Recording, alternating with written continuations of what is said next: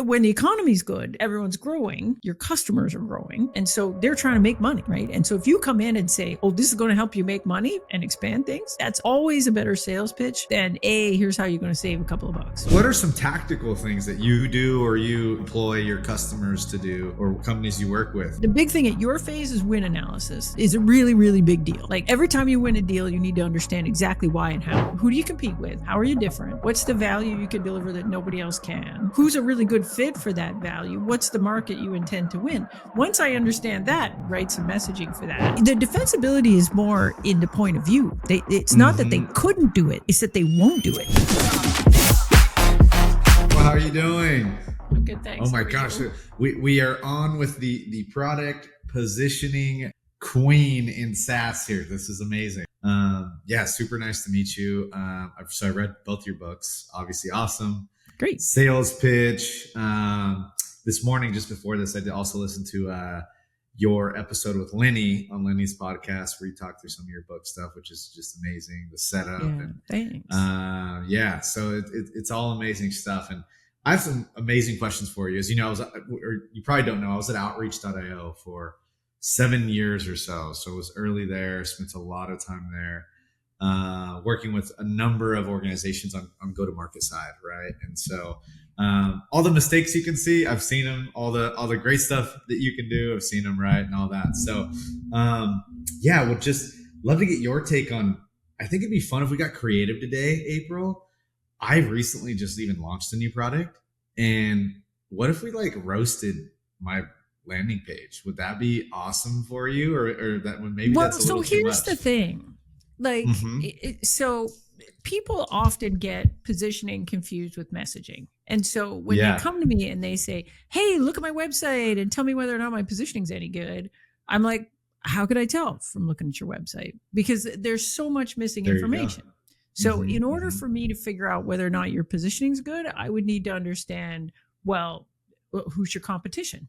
And who's your target market, and what's your differentiated value? And if I understood all of that, then I could say whether or not your messaging was capturing your positioning properly.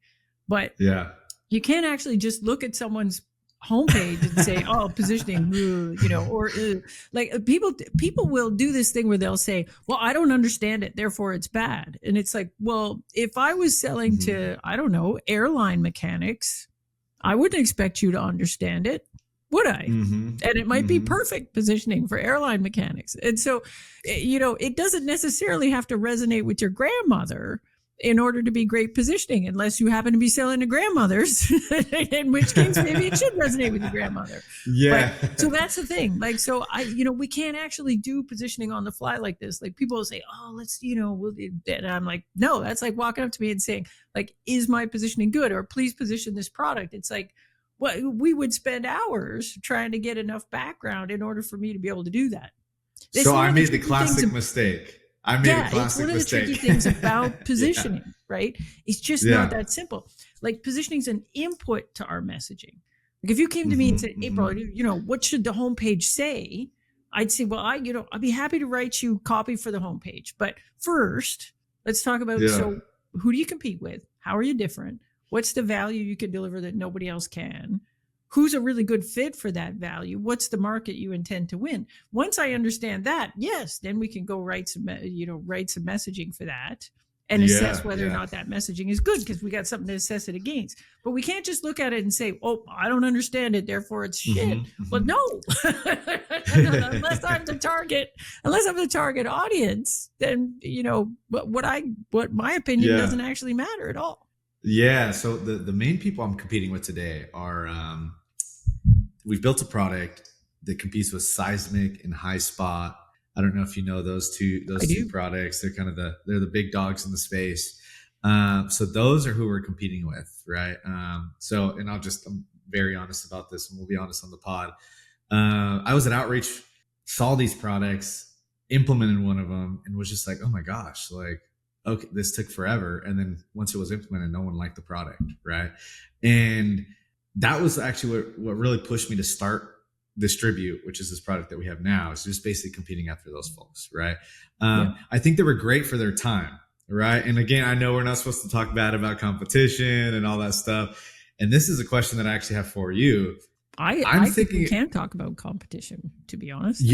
oh, really? Okay. Yeah. Well, let's get into that. Like, I mean, there's this, people love drama. I feel like in the sense of like you like punching up, I you don't know? know if I'm Yeah. a fan of drama. Like if we're gonna go there, I don't Well, know. I don't know if I'm I'm advocating thinking, for drama. here's where my mindset goes. Like, I have a good following. I have a good amount of email subscribers, and I'm thinking of just really punching up towards these two folks, like, and really Well, just so like, how what's your ammo? So yeah. what have you got that they don't have? What have we got that they don't have? I mean, now this is what before I actually start doing that, we're not at feature parity yet, right? We're still super early. So do we have everything that they have? But you don't need to. Do we have the 80% that most people find value out of, right? No, but what do you do better than them? What do we do better than them? Why pick you? Oh, why pick you over them? Why pick us? Well, there's a couple of reasons. The first reason is that the way we actually allow you to host content, the way we do it is we help you host content that then pushes the next step with the prospect. So versus it being like hey, here's a piece of content, you can measure that live and see who's viewing your content. That's about the main value that these others provide. What we do is we can say, hey, here's a piece of content. We can add conversions on top of that content without you needing a Marketo developer, any type of developer, and actually pop up the rep's calendar on the content to push the next step. Add a personalized rep chat bot that allows the person while they're on the content to chat directly with the rep about the value. So what we're doing is kind of meeting the prospect to where they're at versus then throwing them into some MQL queue and saying, oh, well, they downloaded it or they looked at this thing. Now they're in MQL. No, it's more personalized. So now you can actually, what we do is push a conversion on top of that piece of content so that we can say, hey, you're in this, you're engaged. Once you're engaged, we then ask, would you like to meet with us? In essence, is kind of where we're going, right? Versus it being this static thing that you look at and the rep maybe gets a notification, hey, you looked at this. And then the rep has to go, well, let me go email you. Let me see if you want to chat. You're giving the customer the opportunity to opt in. Correct. Yeah, as opposed to the rep is gonna outbound it. I get it. And so so who cares about that? Who cares about that? So there's kind of two personas that would care about that, right? Like one, the marketer would care about that because what they would say is like, hey, we're getting on top of this prospect as soon as we can, right? That's one. But then the sales rep also, or the CSM, right, or the account manager, whoever's basically owning the prospect at the time, would also care because they would say, oh, hey, like this thing's automating that one step for me that's trying to get them on the phone, right? Like a next step is always like the next conversation. And how's it like, have you got, like, what's the value of that? Like, so I could certainly see it improving the lead quality, for example, because the only people that are actually going to fill that thing out and say yes are the people that are really ready to talk to a rep. But I could also see it decreasing the amount of leads you get overall, right? That's obviously going to, maybe it's going to go down, or does it stay the same? Yeah, well, that's what we'll have to test, right? Like the ideas we get. It is, but not. We just launched a couple of weeks ago, not enough data. Oh, so you don't have it yet. Yeah. Well, so here's a piece of advice. I think when you've got something new like this, what you've got is, in essence, what you should have at this point is what I would call a positioning thesis, right? And the thesis is, here's our competition. It's these guys who listed. Here's what we got that's better than them. And it's this, this capability of being able to capture, let the customer opt into the thing in the moment. And the value of that, we assume, is going to be whatever you think that is. Better leads, higher quality leads, better rep efficiency. I don't know what your value is, but you should know. So here's the value we assume this is going to be. And then the next bit is, here's the kind of company that really cares about that. And, I'd be thinking about that if I was you, because, I think a company potentially, like one way to think about this might say, we got a company with just way too many, like we get a lot of traffic. We get a lot of MQLs. The MQLs are mainly garbage. We're wasting too much of the rep's time. Therefore, we want to make sure that we're only converting people that are ready to convert. And so that would not be appropriate to a company that has very scarce MQLs, potentially. True that. Right? Yeah. So bigger size deals. So I'd be looking for lots of deals, lots of traffic, lower dollar value, maybe. This is my thesis. And so whatever my thesis is, I would write it down. I'd say, this is what I think the value is. And this is the thesis of the kind of company that I think is going to love this thing, right? Therefore, this is the market we're going to win. That's my positioning thesis. But you don't know until you sell a bunch of it, right? That's why it's a thesis. It's not the position, it's just the thesis. And so, and so the first wave of customers you get on this thing, what you should be trying to do is validate the thesis. So every deal you win, you're in the customer's face going, why'd you pick us? Who'd you compare us to? Why'd you pick us? What's the value this thing is delivering? And does it map with your thesis? And what you'll find is generally you do that first wave of customers, and so, we're never entirely correct. Is what we find. No. It's like usually we're not entirely correct. Sometimes we get the big ones answered, we nail those, but the smaller details maybe we didn't get right, or we think this is going to be the value, and then we get into it. It turns out the value is something slightly different, or we thought people would love this thing, but it turns out this other thing that they love, or whatever. And so what you should be doing with the first wave is trying to validate the thesis, and then once you get that first wave through, you'll start seeing the patterns in who loves your stuff and why. And then you can get really tight on the positioning after that. But at this phase, you shouldn't try to over tighten it, because you don't know. You don't know the answers to the questions to be able to tighten it. And you don't want to tighten it so much that you're blocking off potential good prospects because they didn't meet your thesis. That was just a thesis. So that would be my advice to you at this point. So don't basically... Because right now they're all assumptions, or they're thesis, as you would say, right? It's thesis, like, I think this is why people would want it, right? I think this is it, but we don't know is basically what you're saying. But you don't know for sure. You got a good guess, though, because you've been in that space before. You understand how the competitors work. I assume you did some customer discovery before you built the thing. Yeah. Like, it's a pretty educated guess is what you got. But it ain't, but having launched a lot of products myself, not once did we get it perfect. So you got some of it right. For sure, you got some of it right, but you didn't get all of it right. So I would be, what are you doing with these customers after you close them to validate or invalidate the thesis? Yeah. And what are some tactical things that you do, or you employ your customers to do, or companies you work with? The big thing at your phase is win analysis. Is a really, really big deal. Like, every time you win a deal, you need to understand exactly why and how. Like, and people will get all caught up in loss analysis. Like, every time we lose a deal, we'll tear our hair out and go, oh, why? Why did we lose? Why? And it's like, dude, you're a little wee startup. It's amazing you win any deals. Yeah, true, right? That's a good point. There's 1,000,000 reasons for you to lose. There's 1,000 reasons you're going to lose. You're just some crappy, unproven startup at this point. But every deal you win, you should treat that like the little miracle that it is, and find out why the miracle occurred. What were they doing before? What made them think they had to do something different? How did they actually build a short list? How did they find you? Why did they pick you? When they did pick you, what happened?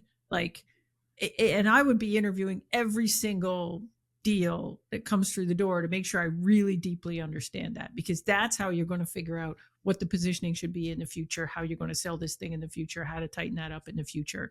And if you're not talking to those people after you win, all you're doing is you just got assumptions about why you win, which is, that's all you had before.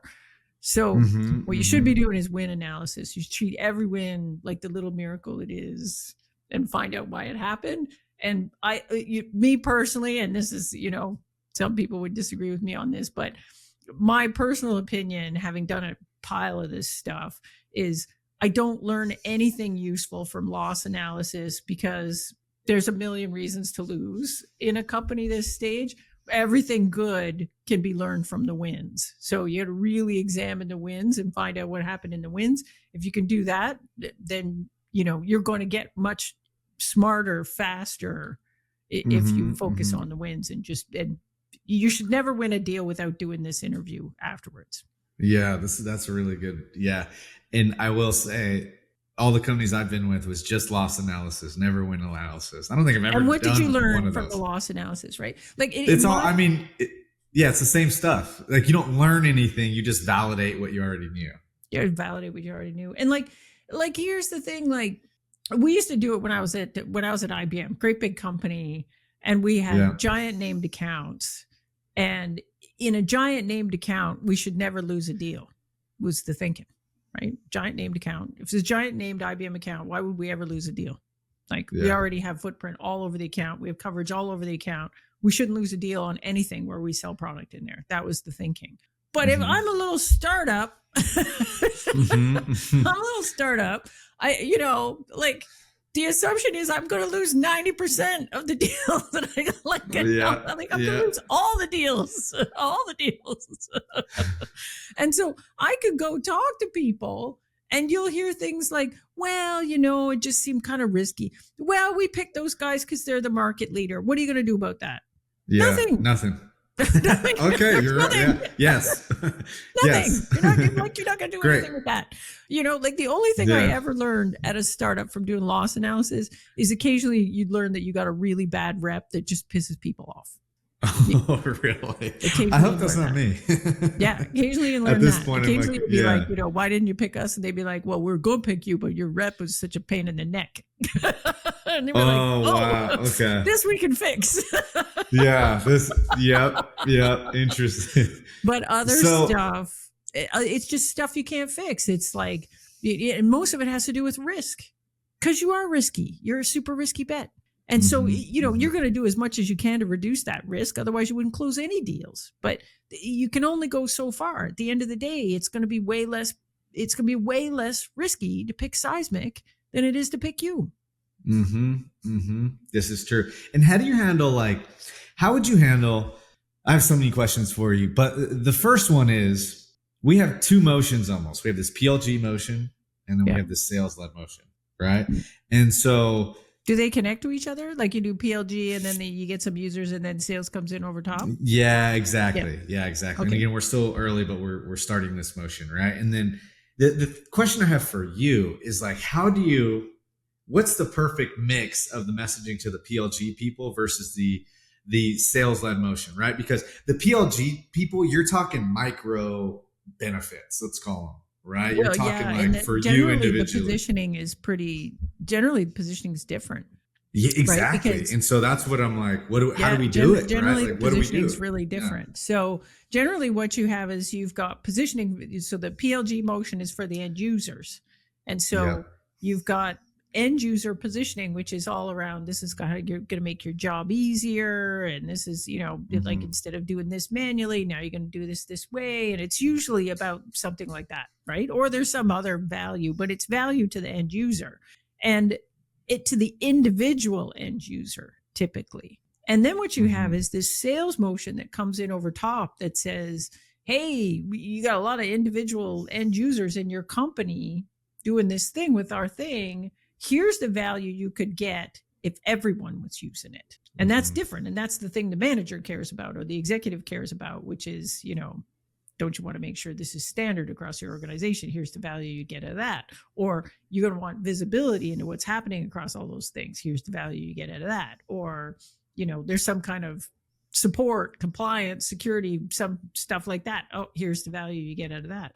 But you're going to have to figure out, whatever the value is for the end user to actually give it a try is going to be, what you're showing on the web page or wherever people come to get your thing. And then you've got this sales motion over top. And so maybe there's an enterprise page or something buried on your website that's for those people. And you've got this sales pitch, which is completely different that comes in over top and says, hey, here's the value you could unlock if this was used across your organization in a consistent way. Who do you think is doing this best right now? Like has both these motions. So a company that I did some work with that I think does an excellent job of this is Postman. So Postman has a Postman. So they're a tool for end-to-end API lifecycle. And so, but they have a free tool. The free tool is mainly focused on API testing and to a certain extent API development. And everybody uses their tool. There's like millions and millions and millions of users of their tool. Like absolutely everybody. If you got techie guys that are doing stuff with an API, guaranteed they're using Postman. Everybody's got it. So they've got this tool and it's everywhere. And then again, they've got a sales motion that comes in over top with a completely different message. Like the sales motion over top is, look, like if you really want to build quality APIs, if you look at the smattering of tools that your teams are using across the life cycle, they've got one tool for development, one tool for testing, one tool for documentation, one tool for distribution, one tool for, packaging it up and all the test cases and all that kind of stuff. Like it's a garbage pail full of tools and none of them talk to each other. And so because these tools don't talk to each other, it's really, really slow and inefficient to get an API out the door, because every time there's a thing, it's got to switch departments in a different tool and in everything else. So the teams can't collaborate together. So it really slows down the process to get the thing out the door and results in these really low quality APIs, because not everybody can get in and see the same thing across the whole life cycle. So in a perfect world, what we'd have is a platform that allows us to, collaborate and manage, and everybody's using the same tool to manage getting this API out the door. You get it out the door way faster, get it out the door much higher quality. That's the value at the executive level. The value at the PLG motion level is, this is just a really great API testing tool, man. Really easy to use, open source. Everyone can get it. Everyone uses it. It has all the bells and whistles, has all these things. If all you want to do is API testing, it's the world's greatest API testing tool. Totally different pitch. Totally different motion, right? Like, yeah, totally different motion. Once is they might like whatever. Do they have like two marketing teams? Intricately tied, but from a positioning perspective, you got to make sure like this positioning for the manager. The API tester doesn't give a shit. Like they don't care. They don't care. They don't care. It's the wrong message for those people, right? So I got to have one message for the free motion, and then I've got to have this other positioning, which is, why should we adopt it enterprise wide, which is a completely different story. And so because these are two different motions, right? Like really, I mean, just doing a sales-led motion, that's kind of my background where I come from. Like that in itself is a lot of work. And then doing a PLG motion, more of like a B2C motion, is also a lot of work, because you have to fill the funnel with a ton of users, right? In order to like find the signals that you want to do to go sales-led, or that will help you in the sales-led and give you leverage per se. So how are teams internally like managing this kind of motion from positioning? Or maybe that's too in the weeds for you, and you're not that involved in that side of it. Maybe I'm getting too in the weeds, but. Well, I'll tell you, like, again, usually you've got a growth team that's focused on what's happening in the PLG motion, and that is connected with the sales team.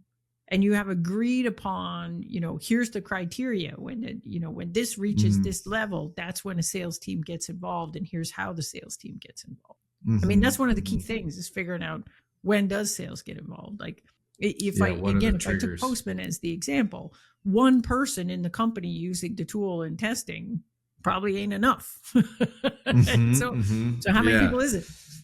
Yeah, what's the sweet spot, right? And it might depend on product. What does it have to look like? What's your criteria? And usually it's not just one thing. It's a checklist of things. Like, so if all these things are true, then it's worth it for my salespeople to try and get engaged. And how do you see, like, what's your take on product positioning? First, let me tell you the story.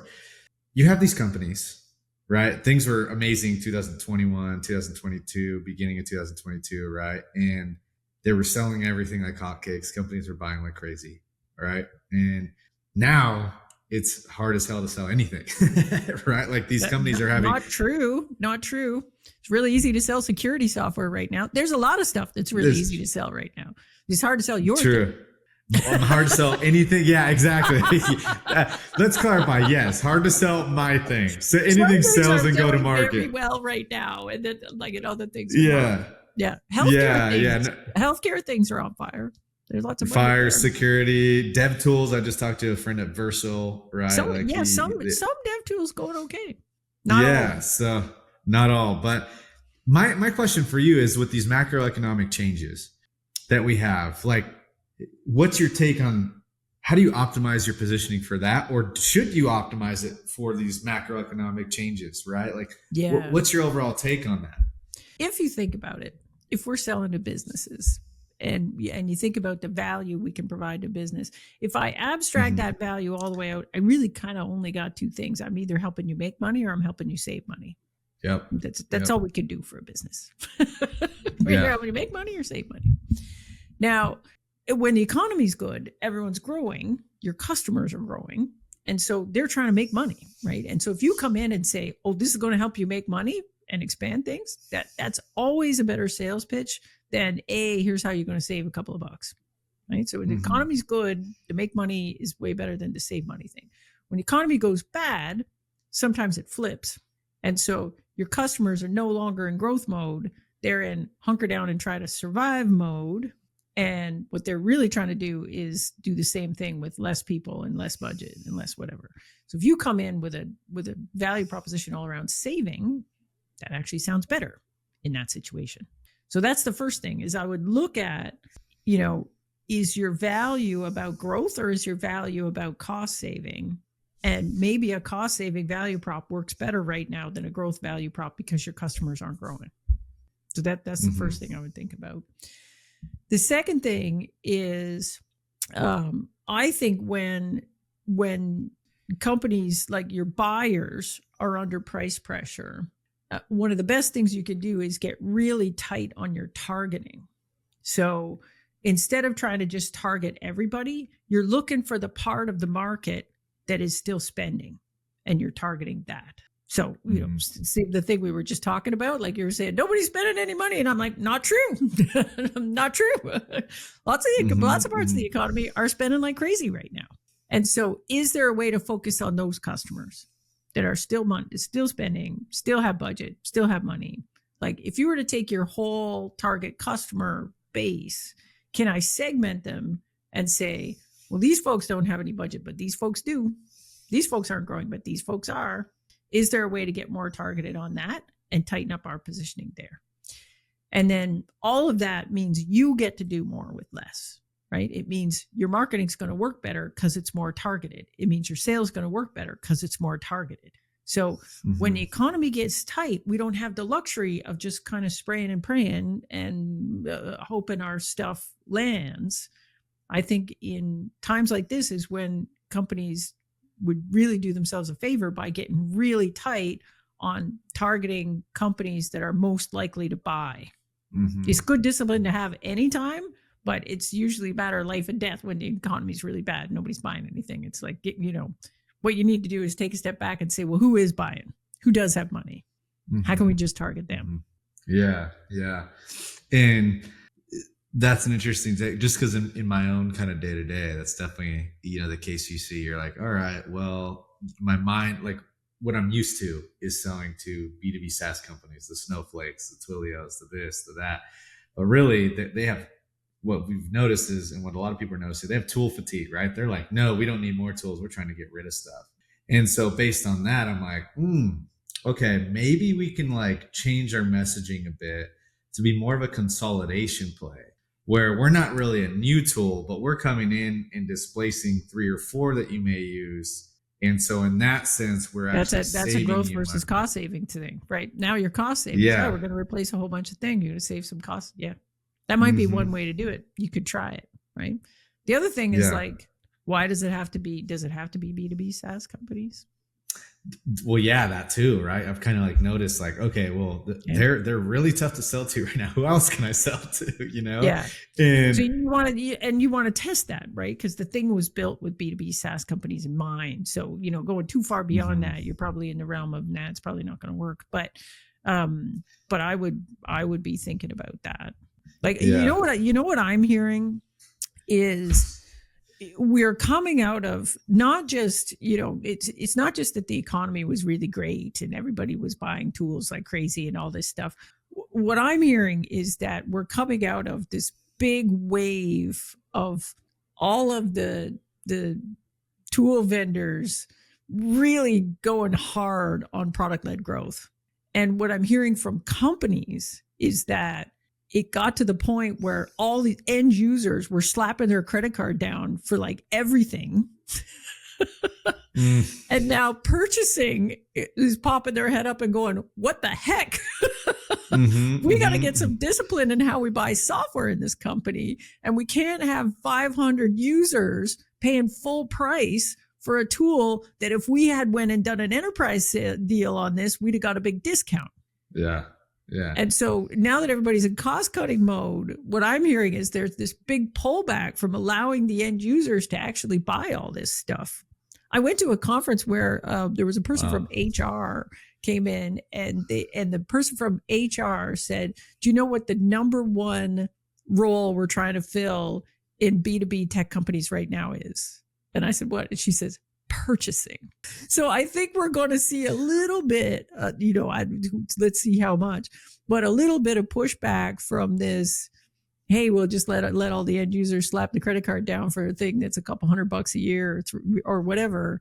That purchasing is now getting involved and saying, no, we actually want to negotiate an enterprise deal for this because we're spending way too much money on all these individual little things. Interesting. So they're trying does that end up being a big trend? I don't know. But occasionally, you'll hear something in the news about, companies saying they're abandoning their PLG thing to go to a sales-led motion. My suspicion is some of that is coming from this pushback you're getting in bigger customers that are like, we can't have our end users buying all this stuff because they're paying way too much money. Interesting. And then I'm wondering also if that's because like you get these end users, right? And like you think like, oh, I've got 5 end users from Postman, let's just say, using my product, right? And it maybe for other companies, you would take that at surface level of like, oh, this is high intent, or this means that there's a lot of excitement at this one company, to use our product. And part of it too that I think is they might have used these signals that were not like good signals. Maybe they were just noise, right? Or the way they measured them totally agree with that. It distracted them, right? And it was like, oh yeah, we have these 5 users over here, but then when you go under the surface and you start asking questions, you're like, okay, well, they're not based on our target market. They're right. They're a company that would, some manager just randomly said, hey, go download this, a bunch of people tried. They're actually not a great user. Well, maybe that's it creates distraction, right? Yeah, that's important. And it kind of comes back to what I was saying earlier, that, if you're going to have this sales overlay, right, and to have this enterprise sales come in after and use the product adoption for end users as a sales signal, it's generally not the only signal, right? It's generally a checklist of things. Like they got to fit in your good fit target segment. They generally have to tick a lot of other boxes. It can't just be, oh, we've got 5 users over here, therefore it's good. Usually it's, okay, it's got 5 users, but it's also got to be this kind of company in this kind of space, maybe with this 3 or 4 other things happening. And then we think it's good. For most of the companies I'm working with, like the qualification checklist is actually pretty long, and product adoption by end users is just one signal. It might be the signal that tells you, hey, have a look at this, but it's not the only signal typically. And I want to go back to this, like creating an enemy question, all right? Of like, right? I want to go into detail on that, and like, because there's one side of it's I would say it's binary. Some people are like, never talk bad about your competition, right? Like that's kind of the way I was trained, like keep it classy. like don't talk about the competition at all, like focus on yourself. And then there's this I other think side. There's a big difference between talking bad about the competition and talking about the competition. That's a fair point. Right. Like, so here's the way I like to think about it. Like, okay. Your buyer, right? So I'm a buyer. Your buyer does not just buy you in a vacuum, right? Mm-hmm. Because B2B generally doesn't work like that. Like they're going to look at a bunch of things. And if they know you exist, for sure they know Seismic exists. For sure they know Highspot exists. So they're going to look at all three of you, right? And then make a decision about which one they're going to use. So you pretending that those other options don't exist seems a little inauthentic to me, right? So if there's big companies in your space, like you might as well acknowledge the gorilla in the room. Now, does that mean you go out and you say, just Seismic's a bunch of dummies? Like we hate them. No. No, obviously they're not. They're a big company. They raise lots of money. They do they're obviously not bad company. It is obviously not a bad product. Your point of view is that it isn't the right product for everybody.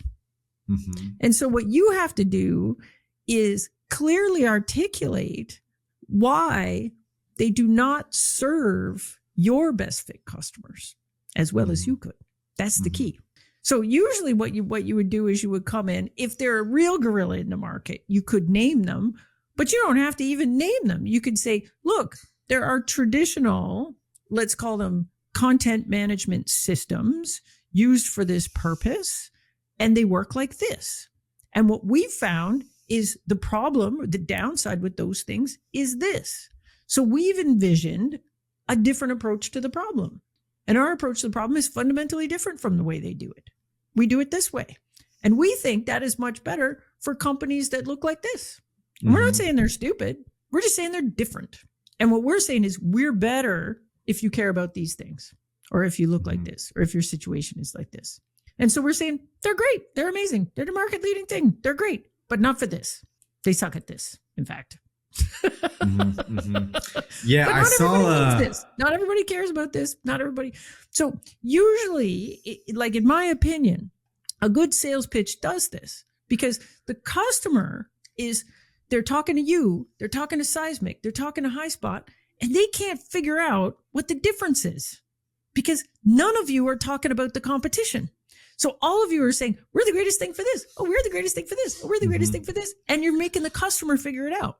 And instead, what you should do is do the job for the customer. Come in and say, hey, we recognize that you have choices. And there's a category of solutions, and they all do it like this. And we do it different. Yeah.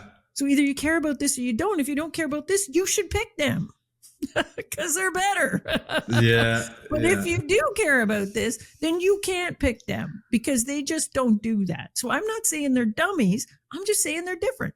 And so why wouldn't I teach the customer that? Yeah. It's literally what the customer's trying to do in a sales situation. They're trying to figure out why you over the other guys. And we typically refuse to answer the question, which is bonkers to me. Like, why wouldn't we answer the question? That's the question they want answered. And instead we're like, ooh, there's only us. Let's pretend. Well, we're the only ones. Like, no, we're not the only ones. I've also experienced that, like, what happens in that is you do position yourself like, outreach and sales loft, right? Two companies, same space. You probably heard of both. And quite honestly, the features were like pretty much, it was featured like the same, there was just nuances per se, right? In terms of the product, like nuances that were actually very important. Well, that's it. Like if the nuance is important, then it's important. Like I wouldn't sell the nuance short. Yeah. And then, well, here's what would happen, right? Is we would go in and again, honestly, I think competition's great, right? I think it fueled a lot of the growth of both those companies. But when we look at it, what would happen is, and I'm sure we did this on the outreach side too, but you say, oh, hey, we have this nuance thing. Let me explain it to you. And then you explain it to them. And then what does the buyer do? The buyer goes to the competition and says, and what's your response to that? Yeah, what's your response to that? And then they go, oh, well, we can do it too. Let me do this and we can do it too. Right. And then you get into it and then it's just like tick for tack. But is it true? Most of the time, from our perspective, from my anecdotal perspective, I'm sure other people would have said differently, right? But from my perspective, we try to go, that was like what we said. We were always like, if we don't have something, say we don't have it, right? But we would push the nuance stuff. And it wasn't true from the competitor side, right? Like, but they would do it because they'd like, we got to get the deal against them, right? And so then I think you're doing the wrong thing. So like I think what you got to do is find out what your differentiated value is and focus in that. But it can't be a lie, because if it's a lie, the other guys are going to call you on it. Like, and who looks bad in that situation? You look bad, not the other guys. Now all of a sudden the other guys are the trusted vendor telling you the straight poop. And you're the liar. Well, it was in our favor, right? Sometimes, right? Because we told the truth, and So you have to be super truthful on this thing.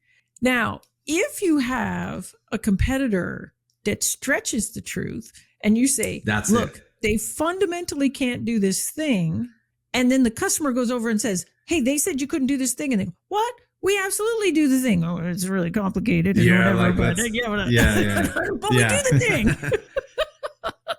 Then you have to teach the customer that too.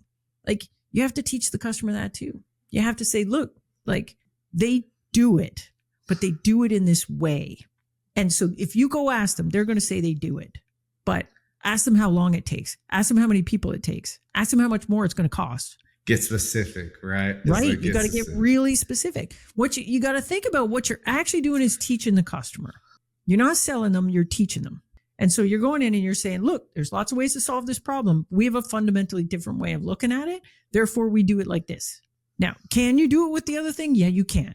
Giant pain, expensive, time consuming, whatever. Yes, you go over and ask them, but then dig on it. Say how. They're going to say, yeah, we can do it. Then say how. How many days? How many people? How much time? How much effort? How much extra does that cost me? Oh, that's an add-on thing? Oh, right. So I got to teach the customer that. Otherwise, I look stupid. As the rep, right, that comes in and do this thing. So if you're going to make a claim of differentiated value, it has to be true. And I have to teach the customer enough that I can't leave myself open to the competitor going, nope, that's a lie. Nope, what they said, not true. Nope, that's a lie. I got to teach them enough for them to be able to, what we should be doing is competing on our point of view of the market, right? Your point of view on the market is that it is fundamentally better to have the customer opt in at the time that they are looking at the content than it is to have a rep follow up. And so you should be able to articulate what the value of that is and say, it's better. And then the customer say, better why? Better how? Am I going to make more money? Am I going to get more leads, higher quality leads? Better how? And so you need to be able to articulate that bit. And then it's up to the other guys to respond to that.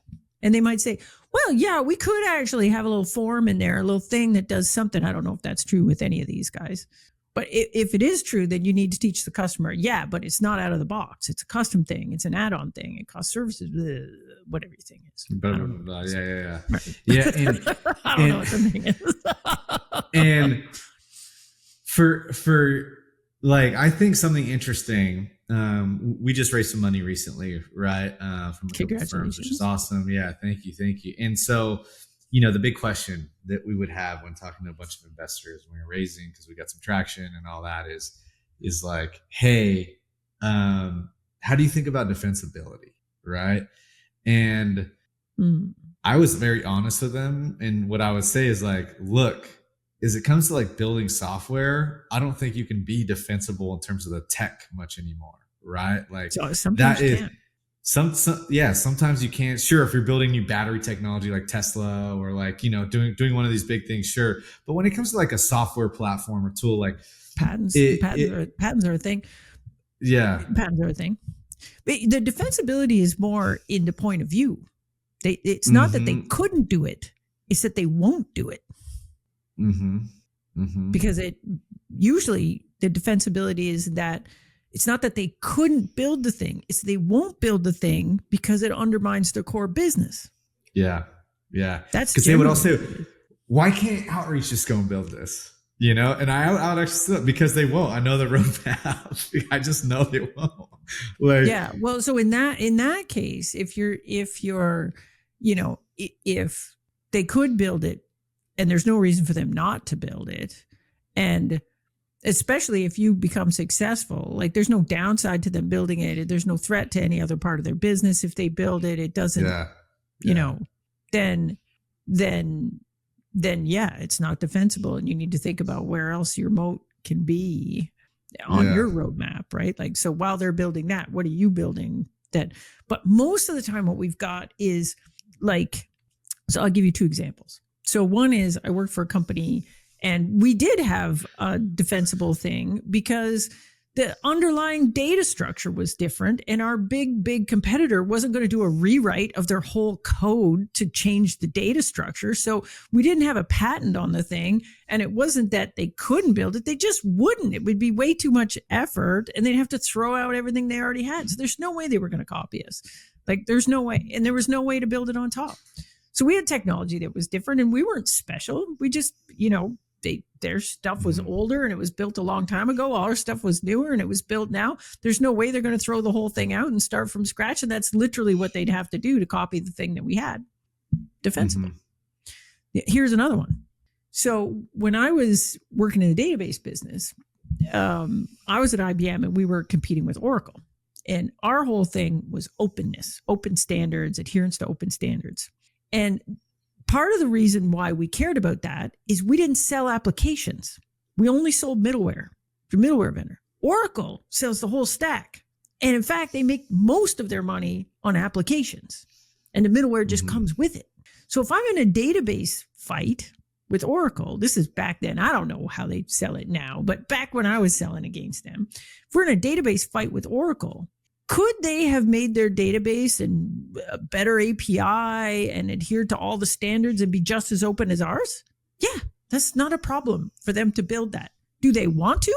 No, because they want you to buy the whole thing. That's the whole point. Yeah. They don't want to be open. So we could run hard at this openness thing, and it was just a philosophy difference. We were like, look, databases should be open. You should be able to swap things in and out. Anything that hooks into the database, you should, you know, and we were like calling a platform for innovation. We take the stuff in, take the stuff out, whatever. It doesn't matter. Things change. Data stays the same, right? They're on the other side and saying, oh no, you want to buy everything together because then you save all the costs of doing integration. It's much faster to deploy. So they had different value that they were focused on. And so we were focused on customers that cared a lot about this openness and innovation. They were focused on customers that cared a lot about cost saving. Different customers, different value propositions. So it was totally defensible, right? It was totally defensible. They were just fundamentally never going to follow us down this open path. It was too threatening to their core business. Yeah. And so it's almost looking at like the philosophies of other competitors as well, right? Exactly. It's the point of view on the market. So if your competitor comes in and says their whole point of view is maximize the number of MQLs, they're not going to copy your thing.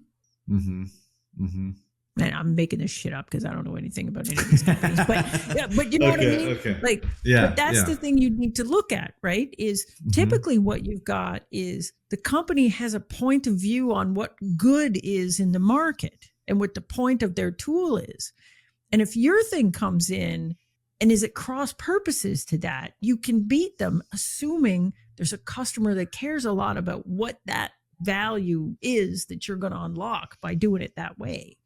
And a lot of times you'll come in and do that and they can't follow you. Like, it's not that they can't build it. They could build it, but they're just not gonna because it's threatening to other parts of their business. And their story doesn't make any sense anymore. Yeah, they just won't. And the other thing that I was thinking there is like another kind of answer that I would provide was like, I do think it comes down to brand and positioning as well. Like, and then I gave the example, and maybe that's a little bit weak sauce. They got way more money than you, man. They can outbrand you every day. Yeah, that's true. Positioning is different, right? Positioning, again, they've got their own positioning, and they might not want to mess with that to chase you somewhere. Yeah. And so that matters, right? Again, positioning is the difference between my IBM versus Oracle example. That is positioning. That's not branding. That is positioning, right? We're open. You're not. They're like, here's the value of not being open. We're like, here's the value of being open. Yeah. That's just positioning. Right? We both have great brands. Yeah, it's your identity. Almost your identity. Well, I don't want to say identity. It gets a little mixed up there, but like your belief system. That's what it, or your philosophy. Again, going back to It's your philosophy. point of view on the market. Mm-hmm. Yeah. I think it's your point of view on the market. Like, what is your, like, what is your opinion on what good looks like for a customer? Mm-hmm. And usually your opinion of what good looks like for a customer changes depending on the customer you're focused on.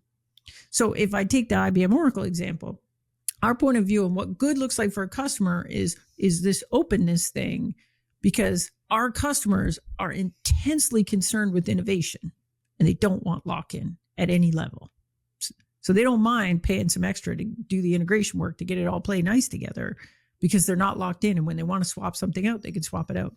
And so we were focused on the biggest of the big, like giant companies. Oracle, they're focused at a level below that. And those folks don't care as much about innovation as they do about their budget. And they're more worried about, can I get it fast? Can I get it cheap? Mm-hmm. And so we're focused on different customers because our value propositions resonated with different customers. So my suspicion is that you're going to come along with your thing, and there's a certain kind of customer that is really in line with that says, oh yeah, we absolutely need that value. That's actually a game changer for our business. Mm-hmm. And if you can figure out that little part of the market, then you can establish yourself there. And then you're going to worry how you're going to expand out from there and then challenge these bigger guys later. Mm-hmm. Mm-hmm. And what's your take on, last question here before we have to head out, April, it's like, I think a masterclass in positioning and branding and all this stuff, and like a point of view, right, per se, on the market is Liquid Death, right? Have you seen that company, Liquid Death? Oh, yes. Most of what we think we know about marketing only applies to marketing consumer products. And even more specifically, not just consumer products, but a product that is what I would call an unconsidered purchase. So an unconsidered purchase is like buying a pack of gum, right? I walk into the store, there's only 3 kinds of gums there. Maybe I picked the one that I've heard of before. I picked the one that looks cool or whatever, and there's no stakes. If I pick the wrong thing, no big deal. I just won't buy that one again, right? So you can do things with packaging and brand image and things in an unconsidered consumer purchase that you could never get away with selling a database, right? Now, selling a database is a totally different thing. Why is it different? Well, it's different because this is now a group decision. It's not one person decides to buy a database or an accounting system or maybe even your thing. It's a group of people. You got to go, somebody is the champion. And that champion has to make that deal happen by going to IT and make sure it's okay with IT, and going to the end users, make sure it's okay with users, and going to legal and going to purchasing, and then justifying it to their boss. So they can't just go to their boss and say, I picked it because it was funny. I picked it because I like skulls. It just makes me look cool. Give me $100,000. No, that's not how we buy databases. So there are stakes. If I make a bad choice, bad things happen. I look stupid to my boss. End users hate my guts. IT thinks I'm stupid. Legal doesn't let me buy anything again because I messed it up this time. Like, bad things happen if I make a bad choice. 40 to 60% of the time in B2B purchases, a purchase process ends in no decision. And it ends in no decision because the customer is so worried about getting in trouble for making the wrong choice. They just kick the can down the road and say, forget it. We'll do it next year. We'll figure it out next year. Safe option. Yeah. This is completely different than Liquid Death, right? Liquid Death is a whole different thing. One person making a decision with a couple of bucks, nothing's on the line. If I don't like it, it's like buying a Beanie Baby, man. Like, it's a fad. Like, and 2 years from now, there'll be some other thing that we're buying because that's cool. Like, consumer is totally different, right? Like, consumer is totally different. I don't have to justify to my boss or my spouse or anybody else or my lawyer. I just go buy it because it makes me feel cool. That's the other thing. There's all this value that you can get away with in consumer. I buy the thing because it makes me look cool. I buy the thing because it just makes me happy. I buy the thing because I like the color green, man, and I just think it looks good on me. Like there's all kinds of reasons. I buy it because I think I'm going to get a date. B2B, I got to go justify it to my boss. So first of all, the emotions you're tapping in there, the big emotion is fear. Fear looking stupid. Fear of making the wrong choice. I'm almost never tapping into fear in consumer stuff. You would sell nothing, like maybe insurance. I don't know. But even that's a considered purchase. So it's more like B2B. But so, and I got to do all this justification. There's stakes in the game. And so people come to me and they're like, why can't we just do things like Liquid Death? And it's like, have you ever sold any software ever? It is nothing like Liquid Death. There is nothing we can learn from Liquid Death. So anyway, so that sort of thing drives me a little bit crazy. And I think people come with this idea that, we should do more fun stuff in B2B marketing. We should be more creative. I absolutely agree with that. We should be more creative. But at the end of the day, we cannot deny the reality of how hard it is to make a purchase happen in a B2B situation. And so our job in sales is to help that person confidently make a decision. And so we can be all creative and whatever, and have the brand do whatever we wanted to do. But at the end of the day, they're not going to be able to go to their boss and say, oh, I just like this one because it's just, it's just cool. They're going to have to make, even if that is the reason they're buying it, they still going to have to come up with better reasons than that when they go talk to their boss. So you're still going to have to give them the words that are going to come out of their mouth when they go to the boss and they go to legal and they go to IT and they go to the end users and everybody else. It's all got to get an agreement for this deal to happen. Yeah. Yeah. Well, the thinking so you were spot on. We're early, right? We can do what we want. We don't have a committee for anything. And we are trying to appeal to more of the masses right now to get some of those PLG users in, getting us feedback as we start this. So the way I thought about it was, well, how do we become more memorable in that sense, right? How do we be, and people are like, this is cool. The individual's like, hey, I liked it just because I liked your brand, right? And you're like, okay, great. But definitely what I think I hear you is if I'm selling to a Google, they're not going to look at that and be like, oh, yeah, we're going to do that. For the PLG thing, maybe, but you don't make money off this. You make money coming in over the top and selling to this other person. And they're going to be like, yeah, whatever. That's nice. It's cool. But why am I giving you my 50 grand? Yeah. Yep. And I hear it. So it's like almost when you go up market is when things kind of change a little bit too, right? When you're kind of going up into these. When there's money, like what you're doing right now is free. True. There's no stakes, right? There's no stakes. Yeah. Well, this was a good ending here. April, I'm gonna have to send. I think. Well, good for me because now I'm questioning. Should I be doing this strategy that I'm doing here? So I'm sure it's fine, but again, it doesn't get you around this idea of value. You're not going to be able to get away with just cool. You got to be cool plus something else. Cool plus a good product is what I've always, kind of thought. Cool plus good product. How define good, right? Again, what's the value? What's the value? Yeah. Pick me over the other guys because of this, right? Excellent. We're going to increase revenue. Here's how we're going to do it. We're going to decrease costs. Here's how we're going to do it. Whatever the answer to that thing is, that's the piece you need to figure out. Awesome.